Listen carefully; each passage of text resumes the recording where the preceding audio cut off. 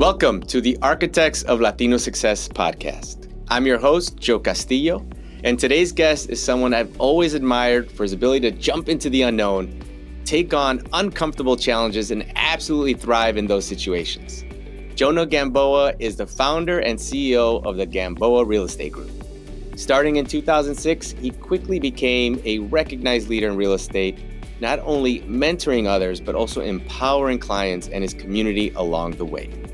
Driven by a passion to help others succeed, Jona's led educational programs, radio talk shows, and virtual classes, all while building an incredible, successful real estate business. He's been honored as one of the top agents nationally and in Utah, securing a spot on the prestigious NAHREP Top 250 Real Estate Agents list for 6 years running. Jona is also an influential leader within NAHREP, serving as the National Board Director and a NAHREP 10 certified trainer. His commitment to the growth and dedication to helping others have made him a true force for change in the industry. Ready to get started? Vamos. Hey, Jona, thanks for joining. Thank you for inviting me. It's an honor to be here with you. Thank you so much. We've known each other for quite a few years, and I've always been a big fan of your story, and I've seen your growth through this industry and through NAHREP itself. So looking forward to this conversation. I'm excited to be here and share some of the things. We'll see what questions you want to ask me. That's right. I hope you're ready. So let's start off with an easy one. How did you get started in real estate, and what got you involved in NAHREP? First of all, I never thought about being in real estate. My major is in electrical engineering, but actually I moved to the States after finishing my career. And when I was waiting for my immigration documents, I went to real estate school because I said one day I want to invest in real estate and I wanted to know how it works in America, in the United States. So I went to real estate just to learn. I never thought about being on sales. And after I got my license, I'm like, this can be an opportunity for me to have my own business, and I'm going to go for it. And then I called my company that I worked for in Mexico, which is Procter & Gamble, and I said, you know what, I found a better job. I hadn't sold a single house. Oh, wow. And I said, I found it, and I decided to go into real estate. So you were committed to yourself. You had trust in yourself. I don't know if I was dumb or I believe in me, but I did that move. Now, how did I get involved in NAHREP? That was the other part. Yeah. So a really great friend of mine, she invited me to one event from NAHREP in Salt Lake City, Utah. Mm-hmm. So that was my first introduction. To be honest, I was not really sold at that moment into NAHREP. But 2 years later, this great friend of mine, probably you know her, Nuria Rivera. I think many of us know Nuria. A past president. She said, Jona, let's go and let's make what NAHREP really is about. Let's help our community. And even though I was living in Utah and the Hispanic population was not that big in Utah at that time, yeah, most of my clients were Hispanic, and I was really passionate about helping the community. And I saw a lot of people that they were taking advantage of. Do you remember before 2008, there was a lot of things going on in the unbelievable in the industry. So I was really passionate about helping my community, and I said, okay, let's go into Salt Lake City NAHREP and really raise the bar. And that's why I decided to get involved into NAHREP, and I went to be part of the board. And then after that, Noria was president, I was vice president, then I was president, and the story continues. The rest is history. That's right. If you don't mind me asking, how did you view real estate in America growing up in Mexico? I was just wondering, did you see it any differently than someone that grew up here? Because I know those of us that are here, or the immigrants that are here, where the idea of home ownership is so important to us, and it's just kind of, what was the mindset, or how did you view things from Mexico before coming here? Well, to be honest, I never thought about I didn't have any perception about owning a house in the United States. I didn't know how it worked. Yeah. I just knew the way that it worked in Mexico, that usually you just buy a little piece of land, and you start building. That's right. And and then you have kids, and then you add another floor and just keep building. Keep the rebar in, right, to keep going up higher. Yeah, you see the houses, and then you keep the rebar, right, so you can add another floor. That's right. So that's why I wanted to come here. And when I came here, I'm like, I want to learn. I didn't have any money. I actually owe my grandma 40,000 pesos, but I'm like, I want to know how the system works. But I knew that there were some mortgages, and most people, they were paying their houses, and that was a foreign concept for me, but I wanted to learn how that works. So basically, I just wanted to learn and be like, how does that work? Actually, it's kind of interesting because if you think about it, in Mexico, I think that most people are on their own houses. Yeah. I mean, they are paid off. And here in America, that is a country that has more possibilities. We don't know. Because of the mortgages, being able to leverage, essentially. You leverage that, most people, they still owe something in their houses, you know? It's interesting. I think a central theme throughout most of these this conversation, I think, will be your love for learning, and so we'll touch on that a little bit more. But talk to us a little bit about your leadership time in NAHREP. Some of maybe your favorite memories or biggest obstacles that you encountered through your leadership role. Well, to begin with, I mean, I joined NAHREP because I want to help the community.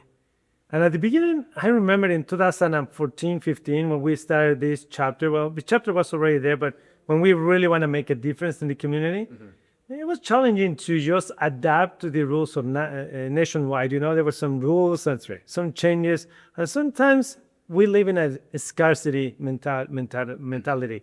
So sometimes we were like, oh, we need to support national or do these things. And I hadn't gone to the national convention, so sometimes we were like, why do we need to do these things? It's a big difference once you get exposed to the national events. Yes, but I will tell you that one of the moments that I think that it was totally worth it, it's when this little chapter, Salt Lake City chapter, I mean, compared with Chicago, and Los Angeles, and some other chapters, Salt Lake City was like, people, they just tell like, are they Hispanics in Salt Lake City? I remember that when we went to First Leadership Academy, they're like, are there a lot of Hispanics? But there were some. We were the only ones. No.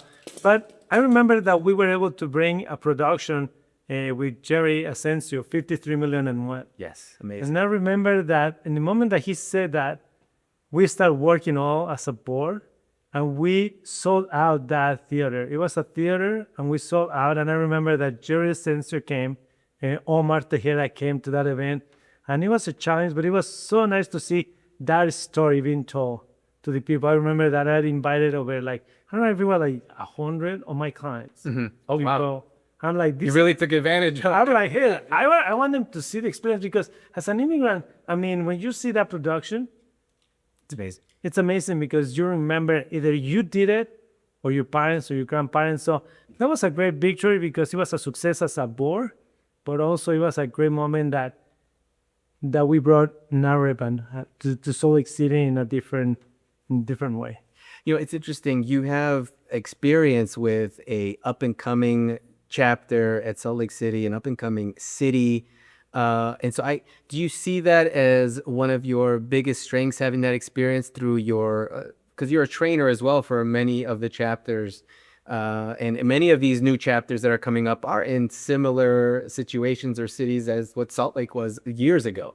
Do you see that as a strength for you to have that experience? I think that is yes, definitely. But I think that is a great opportunity. I actually think that it's easier to go and conquer in those emerging markets than when you have a market that is already really well established. Yeah. I mean, when you have an emerging market, you can make a name for NAHREP, for yourself. That's right. And actually, for all those people that are in those emerging markets, really they are hungry. And something that happens that is different too is a lot of times there are not a lot of Hispanic communities. I mean, when you go to maybe Miami, I mean, a lot of people speak Spanish, right? Or most people. That's right. Or Los Angeles. But when you come from Salt Lake City, people are hungry. They're like, I wanna be part of something. Because they don't have a community. You don't have a community. So for me, one of the things that started happening, I remember going to the first conference in Los Angeles for me, 2014. I still remember. I got there, and suddenly everybody was hugging me, kissing me, like the Hispanic culture. Thankful. And I would miss that so much because my family doesn't live in the United States. My family lives in Mexico, and my clients, it's not like I go and kiss my clients, hug them the same way. It's different, right? So I got there and I felt like I was with familia. I will be honest, I remember going back and I was feeling like, oh my gosh, I'm leaving my familia. I didn't want to leave. I'm like, this is my familia. We dance, we joke, we learn together. And it was something that it was super powerful for me. That's amazing. As far as all these leadership positions that you've taken, whether, personally or professionally or within NAHREP, I mean, I'd love to hear from you, what is your approach from leadership? You are a team leader at KW. What have you learned from your roles as a leader? How do you lead? What's your approach to leadership? Well, I will tell you that if anyone has opportunity to be a coach for NAHREP, that really, it was a great experience. And thank you to Armando and Daisy that they were leading us coaches, Chapter leaders, yeah. the chapter leaders. It was a great experience because I think that you can read a lot about leadership and you want to get the theory, but until you go out there and start leading people, and some people have said that the hardest people to lead are the volunteers. Of course. Because when I am a boss, if the employees don't do what they're supposed to do, they're going to be fired, right? That's right. So you have some leverage. But when you go and lead volunteers, they're just giving their time. That's right. So it really helped me to learn a lot of things and polish a lot of my leadership skills. And something that is really key, and I will tell every chapter president, remember, your job as a leader is not go and do everything. If you're doing everything, you're not being a great leader. Your job as a leader is, number one, is to cast the vision. Oh, okay. Cast the vision, where are we going? Okay. What and why are we going there? Because if you can draw the motivation, like help people to connect with the motivation, that is to serve the community, not yourself. It's not about your name. But if you can help people to connect with the mission, why they're involved with NAHREP, which is empowering the Hispanic community. That's right. To really help them to create wealth, sustainable home ownership. If you have them to just stay focused on that, and aside of that or next to it, if you have them to see what's the vision, where you are going, then at that point, you just need to delegate and then love them. What I mean by loving them is holding them accountable. For me, accountability equals love. Interesting. And when you really hold people accountable, they might not like it in that moment. But if they get it, sometimes they're the people that they appreciate it the most. If they are great leaders and if they are there for the right reason. Yeah, I love the way you put that because to me, when I hear you talking about your leadership, how you apply leadership and what have you, it seems like one of your big goals is to create new leaders. Yeah, I think that here is one of, I would say that they are good presidents or good leaders and they are great ones. The good ones, you can see that certainly if you are, I don't know, a chapter president, your chapter does really well while you are there. That's right. They are good leaders. That's right. But in the moment that they leave, it goes south. So they were just good leaders. The great leaders, their chapters do really well while they're there. But after they leave, at least 1-2 years later, the chapter keeps growing. Why? Because they develop other leaders. So as a leader, you need to shine, yes, help the people, do all that you need to do. And it's okay to shine because of the good work that you did with your board members, but you need to prepare the future leaders. Otherwise, it's going to die. It's interesting because I can see you applying what you've learned through NAHREP to your business. You have a team in Utah, but you live in Florida. I assume it's because you've been able to grow leaders within your team that are still in Utah. Yeah, I would not be able to do that. I mean, really, if I wouldn't acquire a lot of the skills that I acquired through NAHREP, leading, I would not have been able to do that. And the cool thing is not just there, it's with your kids and with yourself. I mean, I always tell people the person that is the hardest to lead is yourself. I mean, honestly, I can't imagine. Yeah, truly, words can't be told. When we're talking about realtors, right? People that essentially have their own businesses. They need to be able to motivate themselves and be a leader for themselves. I tell all the agents in my team, you need to first lead yourself, know where you want to go, see where you're going, build that bridge, and every day that you take a step closer to get to your goal, you're being a leader of your life. And you're being successful. And your family, right? And your family and your kids. Before you start thinking about, I'm going to lead a lot of people, lead yourself. And then people will get behind you and they will align with you and they will follow. But if you're not a leader of your own life, I mean, what's the purpose? What's the point? So I know you as a realtor, as a team leader, obviously as a NAHREP leader, as an investor, real estate investor, international real estate. You got your hands in so many things, and so we touched on that earlier about how you love to learn. talk to us a little bit about how you keep yourself motivated to grow. How do you keep yourself motivated or to attempt different things, to put yourself in situations that are uncomfortable? How do you do that? I think that it has been different through time. When I came to the United States, to be honest, there was one motivation, and it was money, but it was not money. Okay. I will explain better, because I wanted to have enough money so my wife wouldn't have to struggle how my mom did when I was growing up. I want to make sure that my wife didn't have to go through those struggles, that my kids will have opportunities, not fancy things, but opportunities. Right. Because I wanted to have opportunities when I was growing up to go to Brazil and play soccer, like just to practice and do things. And sometimes my parents didn't have that money, right? So I just want to make sure that I was going to have enough money, not for the money, but to give opportunities to my kids and the peace of mind to my wife. And I want to be that provider, you know? Later on, when I started making money, but buying investment properties, something changed. And for me, it was, I need to be the better version of myself. And my parents, they did so much for me. How come I was just going to stay comfortable and stop growing? And if my creator gave me so many talents, my duty is to be the best version of myself. To go out there, I have a gift. I believe that I have a gift. You have a special gifts, and that's why we're different. And we need to go out there and live fully and really be the best version of ourselves. We need everyone to do the same. Yeah. And going back, my kids also, they're a great motivation. I cannot go with my kids and say, you can do this, push yourself, and then I don't do this. As you don't do it yourself. So my family is a great motivator for me. Of course. So we talked about learning, about family, of course.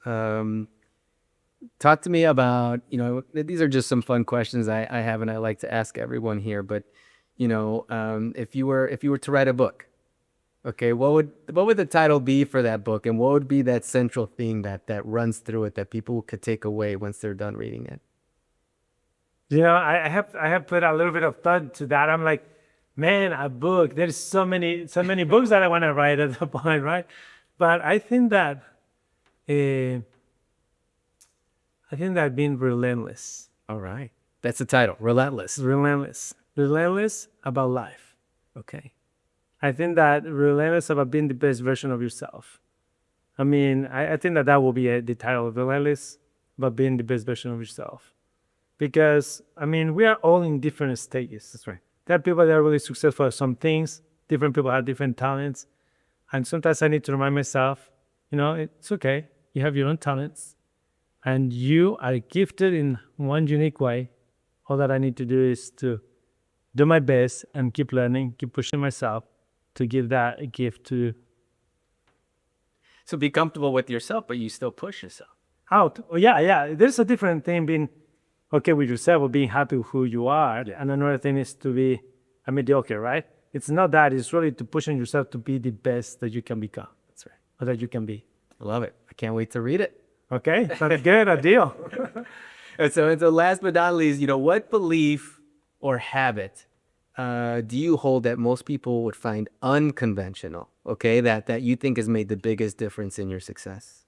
Well, I will tell you some that they are fun, and some people, probably you it's not going to be hard for you to imagine, but, there's a principle that it says, successful people is not what happened to them, what shaped them, is how you react to those things, right? Okay. How you approach those things. So one of the things that I remember, and there is Tony Robbins, and we had the pleasure to have in one of the conventions. Amazing, yeah. It's a lot of times you react depending on what you focus on. That's one of them. But sometimes it's hard to change that in a moment. But one of the things that he also talks about, it is your physiology. Okay. And one of the things that I have learned is sometimes when you are in a low state, the decisions that you make in that moment, they want to be really different than when you are like all pumped up and you're ready to conquer anything. I mean, you can see him in soccer or in basketball. Sure. Michael Jordan, in the last shot, he was like, give it to me. Yeah. I got this. And you knew, you used to see his face and you're like, this guy, I don't know how. Their team knew that he was going to get it, and he was going to make that basketball. But there are some soccer players that they want to have a penalty kick, and you're like, oh no. Forget it. Do you know what I mean? You know what's going to happen. So I'm sharing all of this because This is something funny that we do in my team every day. Okay, let's hear it. We usually we have a stand-up meeting, we hold each other accountable, we say affirmations, but we actually dance for 1 minute. 1 minute, we play just dance or one song, and the whole team dances for 1 minute. And the reason why is because sometimes you have a tough day, you have something, or you come from home, you have a problem with your wife, the kids, or something, and you have this low state, and suddenly you just dance for a minute, Yeah, and suddenly everything changes. the energy. The energy goes up, and I know that a lot of people know me. I love dancing. Where I think that lag is like a dance, and really, we need to just have fun, enjoy it, and when we're going through difficult times, or you need to make a tough decision or something, let's do push-ups, dance, do something. And sometimes I play music and I just dance a little in my office. I say, you know what, everything's gonna be fine, but I change my state, and that gives me clarity and helps me to do something else. If I don't dance, the other thing that I do is run. If I have a bad day or a stressful day, or I am really stressed out, sometimes dancing is not the thing that I want to do. I just get in my treadmill, or I get in my tennis shoes, I go for a run, and after I run, I feel like it's gonna be okay. Yeah. And it gives me clarity, and I'm like, okay, I know what to do. So dancing or exercising, running, I guess that it is just to get active, how my mind just But I do love the way you apply something that you love to do. And I know you love to dance, and I know you love to run, but you apply it so that it helps you, because you know it helps you for decision making, for your business, and I'm sure even for your personal life. Yeah, I mean, let's be honest. Sometimes the most stressful things that you can go is to when you go through problems personally, right? That's right. So how we just said is we need to be aware of ourselves, and it's different for everyone. Sure. One of the things that now I love to do in Florida, it's every Saturday when the weather is nice, I just go run on the beach, and then I jump in the water, and everything is gonna be fine, and live in the moment. Yeah. Suddenly you're just living in the moment, not in the future, because when there are problems and you're stressed out, it's because you're thinking of the consequences. But in the moment when I run, when I get tired, it's like, okay, I'm living the moment. What can I do now? What can I control? And sometimes things are going to happen, but you're like, we want to make it happen, or it's going to be okay. It's perfect. Now I can see why you moved from Utah to Florida, so you could have those beach runs. Hey, whenever you want to come, and whenever you guys want to come, I mean, it's beautiful, and you just run and just relax. Another thing is the ocean. It just gives me energy. It's something weird, but I love it. I think most people would agree with you. Jona, listen, thank you so much for your time, for being so open and willing to share with our conversation here. Thank you. Thank you so much. No, thank you. Thank you for having me, and thank you for all that you do, George. Thanks, man. Thanks, Jona.